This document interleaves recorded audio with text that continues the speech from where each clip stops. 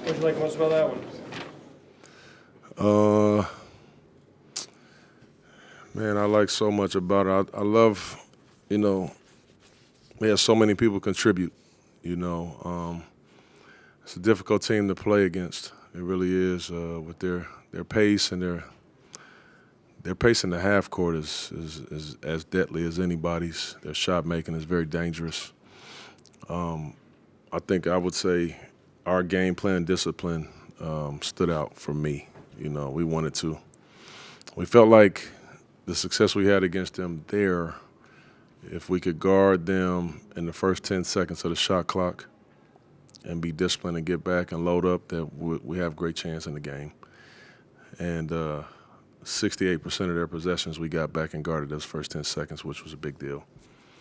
We wanted to attack the paint, attack. I've just always believed when you get on the free throw line, that's one way to slow a fast team down.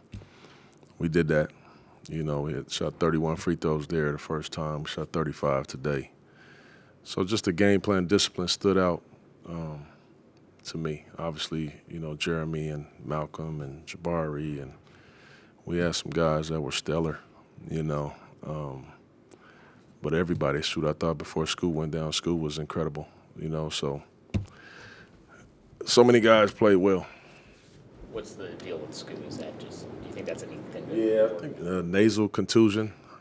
So I was just so happy that it wasn't a concussion. So, but I think hopefully he'll start feeling better.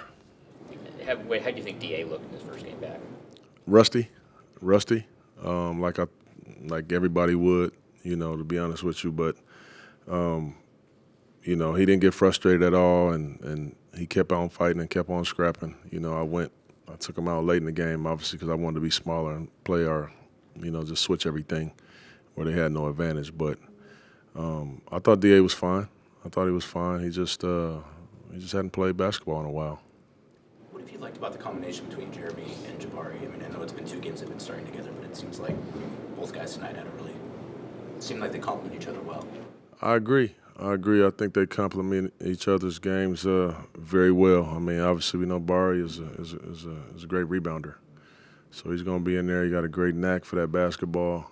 I think it takes a little pressure off of Jeremy, because Jeremy he's not a great rebounder, but he's so great at so many other things. So to have that guy complement him in that way, also. Jabari's just so competitive, man. He plays with so much fire, and he can really guard too. So I think those two play very well together. They play well off of each other. Chauncey, how does a guy like Malk, who he knows he's going right, and he knows he's going right, how does a guy like that get to the right over and over and over through their career, whether a team's trying to weak him, gap him, whatever? How does that ability to be able to just do that over and over and over again, how can you kind of take that and put that into games night in, night out? Yeah. As a coach, I try to, I try to exaggerate that by some of the play calls getting him there, but I don't need to do that. He can get there on his own. And they're just certain special guys, man. The Chris Pauls and those guys where they're going right. At some point they're going Siakam. He's going right. But they're crafty enough to just throw you off a little. As soon as they read that little shift, they can get to their spots. He's just that good, man. He was getting to the rack tonight. He was really, really good, and the shot making obviously is a big deal. But he just calms us. He stabilizes the game for us out there. It's very rare in today's NBA that you can look at a box score and see the 3-point disparity and have your team have won this game. In a sense, the pride in that, the points in the paint, the rebounding. It's crazy. I looked at that. I said, man, if you told me we would go 4 for 12 in this game and they make 23s and shoot 47, I say, man, we may get beat 30. But if you look at the points in the paint, we have 66. And I also kind of count free throws as points in the paint.